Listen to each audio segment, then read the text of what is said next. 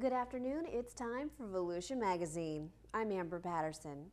Today we'll have the opportunity to join Business Beat reporter Michelle Coates at the Daytona International Speedway.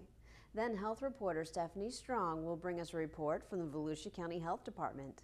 And finally, we'll join Community Information Director Dave Byron in the studio for a chat with his guest, Ocean Center Marketing Director Angela Cameron Daniels. Those segments, news, and more coming up on Volusia Magazine. Stay tuned.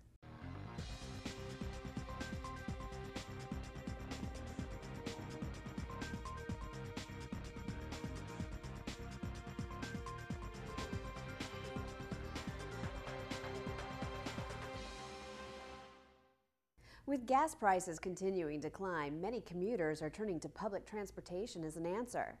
Volusia County's public transportation system, Votran, offers many solutions.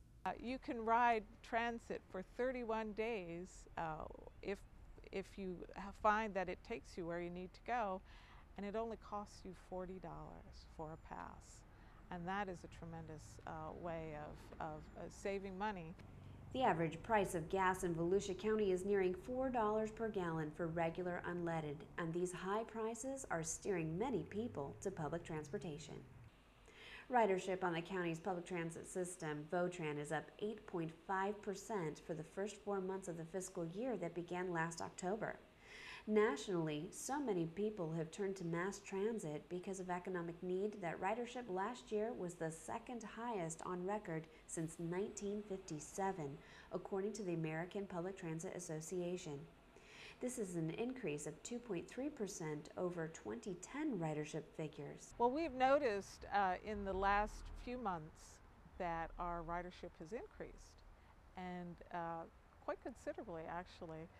If you just look at the time frame during this fiscal year, starting October 1st, our ridership has been up 8.5%.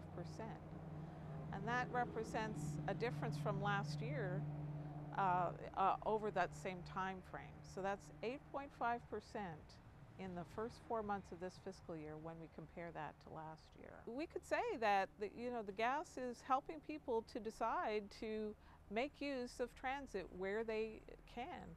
To learn how to change the way you commute, start by registering with the Florida Department of Transportation's Rethink program, a commuter assistance service dedicated to promoting environmental health by encouraging healthy alternative modes of transportation, such as walking, carpooling, and transit. Because transportation is the second largest source of greenhouse gas emissions, choosing a better way to get to work can go a long way in reducing your carbon footprint. Each mile you travel on the bus, by bike, on foot, or in a carpool equals about 1 pound less of carbon dioxide being released into the atmosphere. In fact, since 2010, Volusia County employees have reduced their CO2 emissions by 15,158 pounds, or about 771 gallons of gasoline, not to mention the more than $9,200 saved to date. That's the impact of just 60 employees. Imagine the impact we could have by doubling the number of people carpooling or riding the bus to work. To learn more about rideshare options in Volusia County or about the Rethink program, visit Votran.org and click on Commuter Assistance Program, or you can call 386-761-7700. Thanks to the efforts of many local volunteers, this year's annual St. Johns River cleanup was a success. Boaters, scouts, civic organizations, environmental groups, businesses, and individual volunteers pitched in to clean up the St. Johns River by removing trash and debris, according to Tom Carey of the Volusia County Environmental Management Division, which hosted the event. Well, we had a great event in cleaning up the St. Johns River. We had 350 volunteers come out. We cleaned up 59 miles of river at 8 locations and pulled 4.5 tons of trash out of the river. So a pretty successful event. And as usual, there were some unique discards into the river. Some of the more unusual items were a couch, some old fishing nets, a bicycle, so everything from A to Z. We got your typical items like your bottles and cans and things of that nature. We recycled a good part of it. And all in all, it was a very successful cleanup, and we look forward to doing it again next year in March. The St. Johns River, at more than 300 miles long, is the only river in Florida designated as an American Heritage River. For those who are interested in our upcoming cleanups, we have a website, www.volusia.org/cleanup, and our 3 cleanups are on there: the St. Johns River cleanup, the Halifax Indian River cleanup, and our coastal cleanup, and they can look for dates there. In September we will be having the coastal cleanup, and sometime in the fall we'll be having our Halifax and Indian River cleanup. So got a couple more good events coming up after the summer when it's a little bit cooler. Same type of idea, you know, clean up the river, make it better for humans and for animals, and come away with a better natural resource that we have here in Volusia County. Whether it's helping to locate reference materials, manage resources, organize magazines and periodicals, or find information on computer databases, one paralibrarian has made a noteworthy difference in our community. A longtime Volusia County employee at the New Smyrna Beach Regional Library has received a prestigious national award.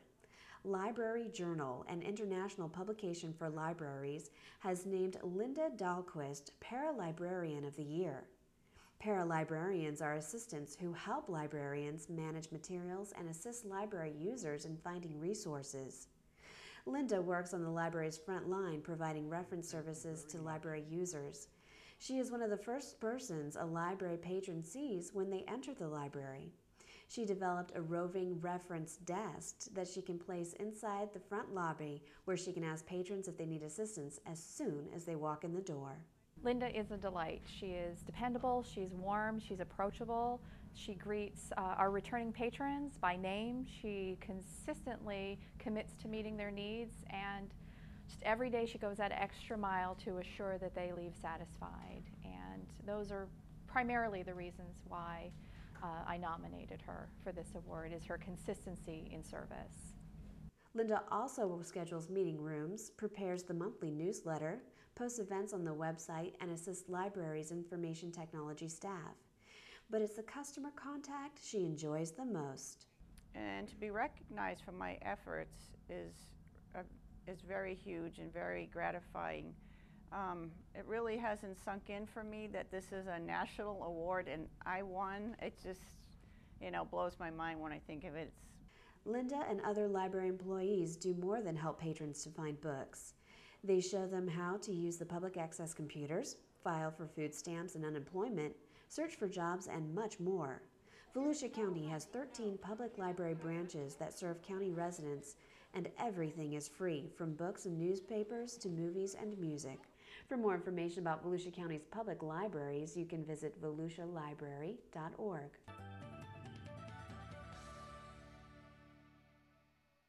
Hello, I'm Joey Alexander with the Volusia County Council. Did you know we have a turtle and seabird rehabilitation center right here in Volusia County? Since opening in 2002, the Marine Science Center in Potts Inlet has cared for thousands of sick and injured sea turtles and birds and released many of them back to the sea. The Marine Science Center also has a touch pool, exhibit gallery, and areas where you can watch our specialists caring for marine animals. This unique center is next to the Potts Inlet Lighthouse. To learn more and plan your day trip, visit marinesciencecenter.com. Michelle Coates with the Business Beat headed to the Daytona International Speedway to get a closer look at the events surrounding the Daytona 200.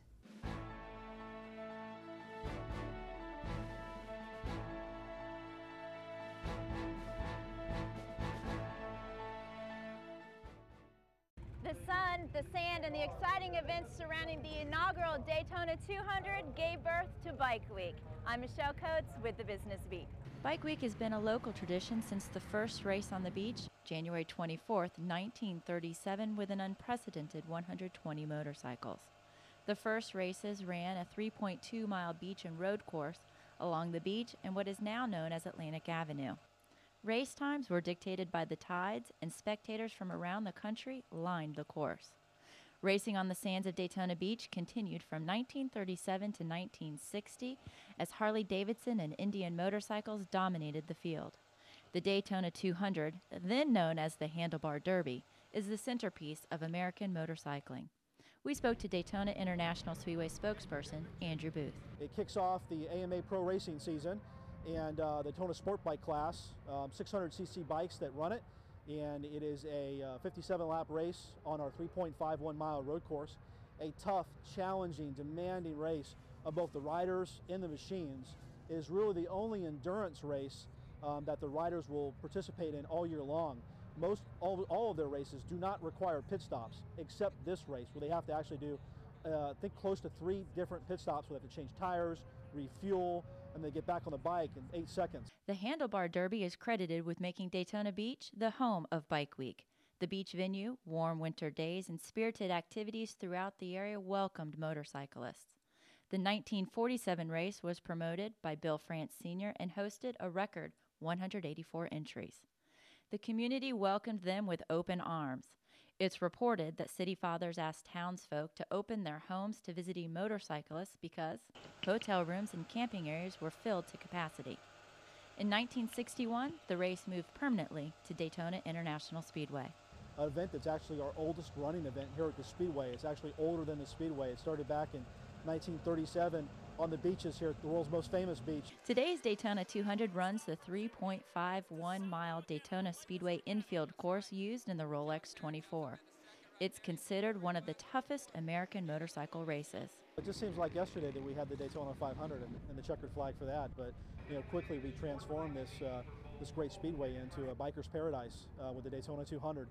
While the contenders in the Daytona 200 now tend towards sports bikes from the likes of Suzuki and Honda, those who prefer their Harleys, Indians, and custom bikes can find plenty to pick their interest just beyond the Speedway gates. We get close to 500,000 visitors, and if you're going to make a stop, if you're going to have a biker stop here in Volusia County, Daytona International Speedway's got to be one of those stops.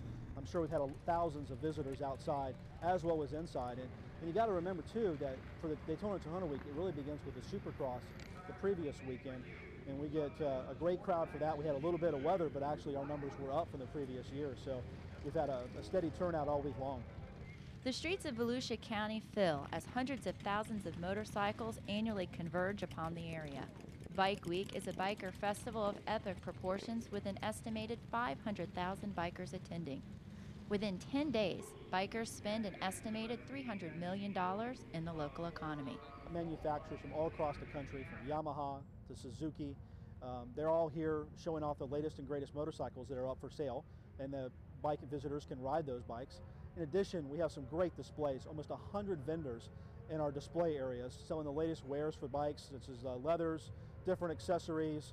As Bike Week 2012, the world's largest motorcycle event, roars out of Volusia County, locals and visitors are reminded of its impact and its history. From the Handlebar Derby to the Daytona 200, Bike Week is alive and well. Thanks for joining us. I'm Michelle Coates with the Business Beat. You know, Stuart Marchman Act continues to make a major difference in our community day by day. There is a huge mobile unit called Prevention on the Move that takes the fight against HIV and AIDS and hepatitis C on the road to test as many people as possible, people who have challenges getting to the doctor. Health Department Public Information Officer Stephanie Strong takes a closer look at this traveling healthcare resource in our segment of Community Health Matters.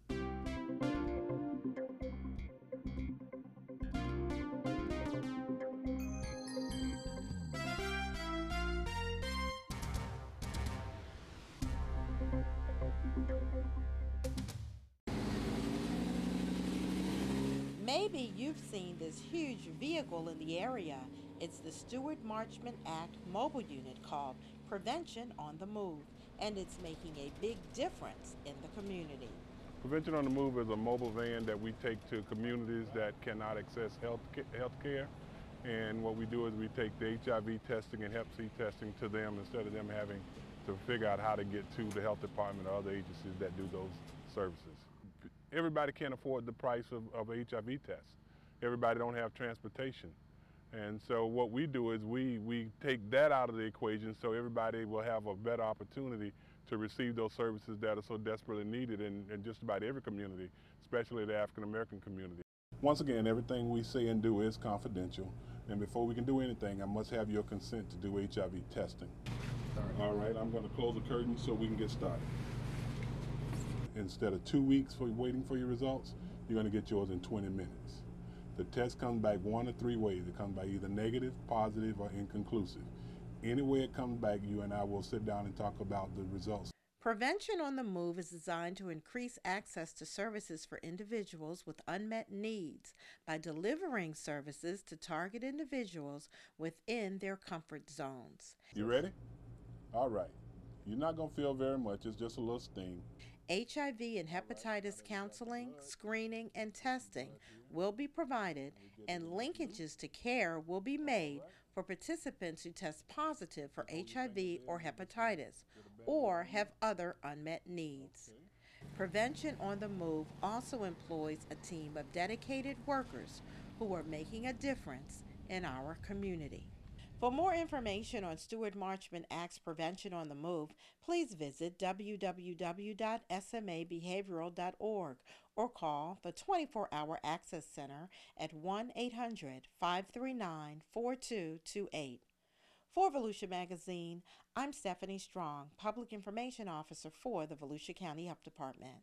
If you have any questions about this or any other health-related issues, you can always log on to volusiahealth.com. And now it's time to head into the studio to join Community Information Director Dave Byron for a discussion with Ocean Center Marketing Director Angela Cameron Daniels. Well, thanks, Amber, and hello, everyone. You know, the national economy continues to be troublesome, and this has affected the convention business. Nevertheless, the county's Ocean Center is coming off a very strong winter season, and there's lots of room for optimism as the center looks toward the summer season. Today we'll get an update on how our Ocean Center is doing. Our studio guest is Ocean Center Marketing Director Angela Cameron Daniels. Angela, how you doing today? I'm doing great, Dave. Good to see you. Thanks. It's nice to have you with us.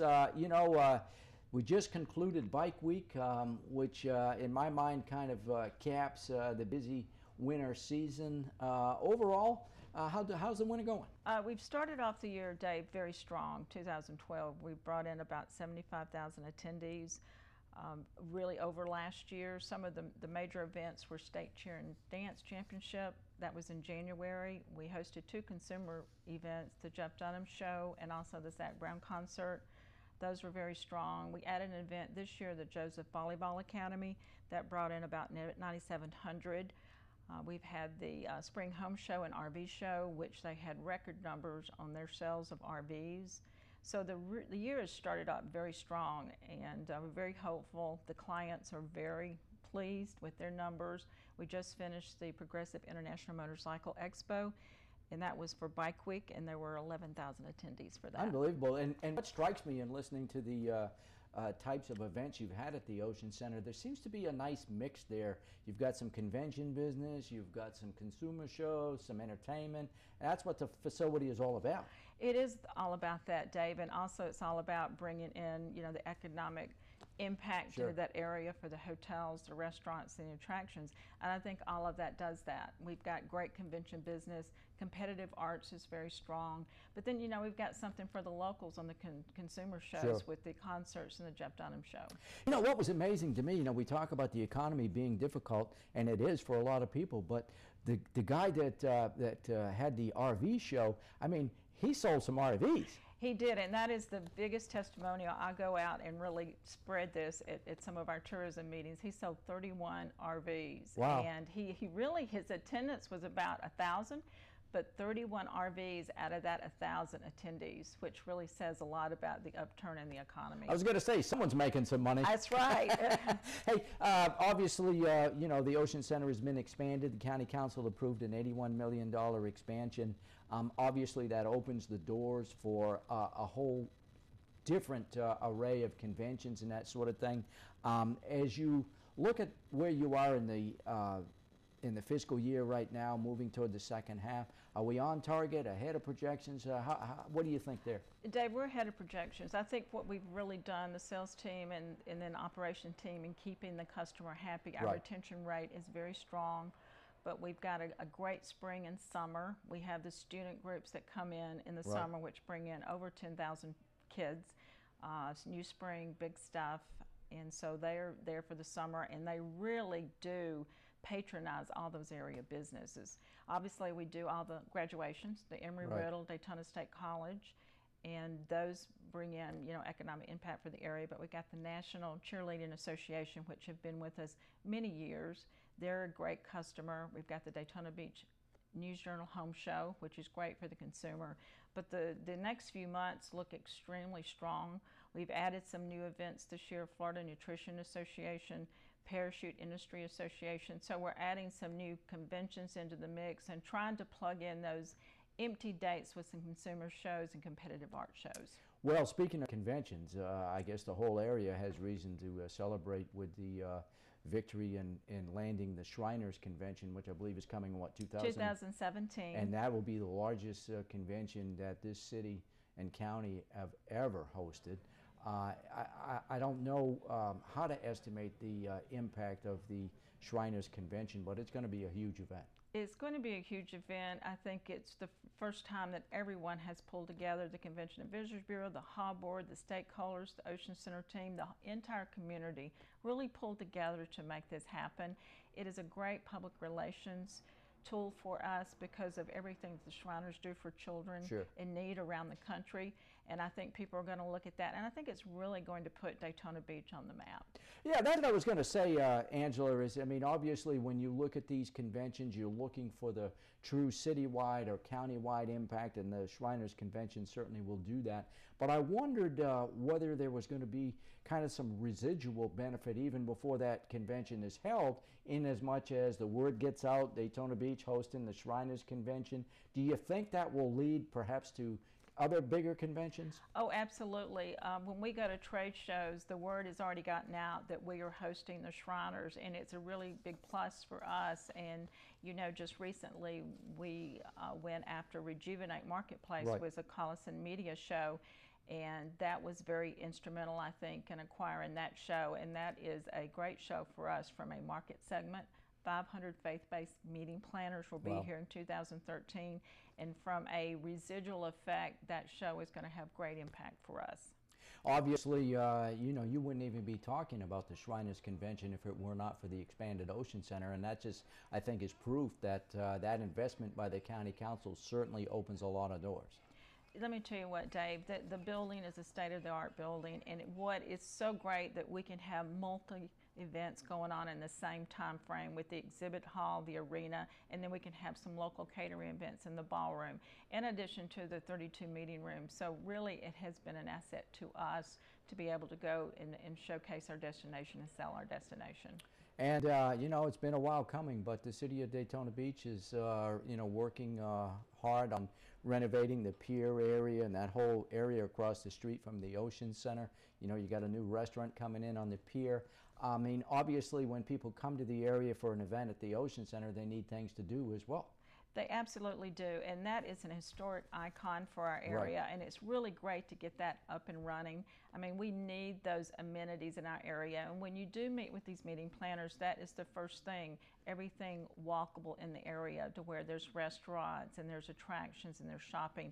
So anything like that will definitely be a plus for us on the sales side. And of course that comes on the heels of this big winter festival that the community played you know, a role in, the city, the county, business people, whatever, where you had the ice skating at the band shell. Again, all of this I think is to build awareness for what's around the Ocean Center. You know, and that's true, and that's the first time we've ever done something really, you know, targeted for the holidays, and that was another really concerted effort for the area. And what a great community event. I mean, for our tree lighting ceremony, there were thousands of locals that really came out, and it was a great feeling to be able to be a part of that. And hopefully in years down the road we can make that an annual event. And I know at the time we had the sports group with the football players in, and it was great seeing the families and the sports teams come by and enjoy it along with the locals. One of the other things I wanted to touch on, Angela, is the fact that the county has commissioned a county-wide study of tourism marketing, you know, taking a look at how the CVBs are doing, how the Ocean Center is doing. How's that study coming along? I think it's coming on well. I think that Dan Fenton, who is the consultant that has been targeted on this project, I think he really has delved in there and gotten the interviews that he's needed. He's met with a lot of the stakeholders in the area and the partners.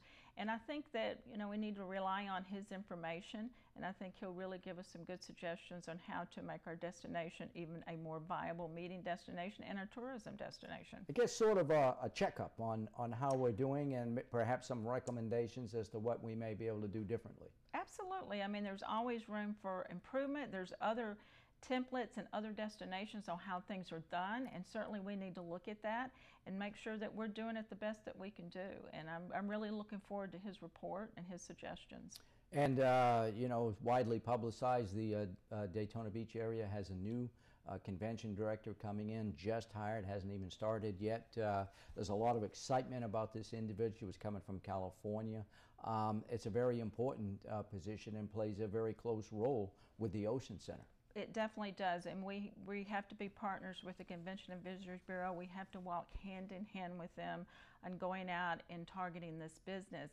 And his credentials seem to be very strong. I have not met him, but I know with his background on where he's been as far as Yosemite National Park in that area. Right. Strong tourism, which is great. I know they had strong international business, but I think that he's going to bring to the table much needed experience that we need for the area.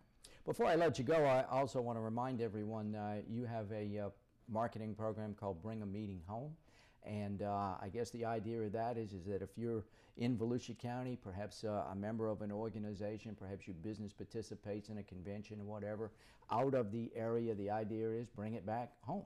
We really do, and we're getting good response from that, and I have people call me, and we really do try to follow up, and it's great to have someone call and say, well, I don't know if this fits the Ocean Center, but we want to give you this suggestion, and it's really been a really great program. And then also locally from the local catering business, we've done great business when securing some holiday parties and other local business, local meetings that we might not have if we had not had that program. And of course, you know, you hosted the 50th anniversary of the Rolex race, and that, my understanding is that may have been the splashiest event you ever had there. That was a big event. It was, and just to see the exhibit hall come alive, it really kind of shows you what you can actually do with that room, and seeing the cars and being associated with the Rolex event. We were very proud to host that. Well, Andrew, it sounds like all things considered, things going pretty well at the Ocean Center. They're going very well, and we're very proud. We've got a great team there. They work very hard, and we're very proud to be a part of the County of Volusia. Well, thanks for sharing the information with us today. Thank you. Our guest today, Angela Cameron Daniels, Marketing Director at the county's Ocean Center. And with that, Amber, we'll go back to you. Thanks, Dave, and thank you for watching Volusia Magazine.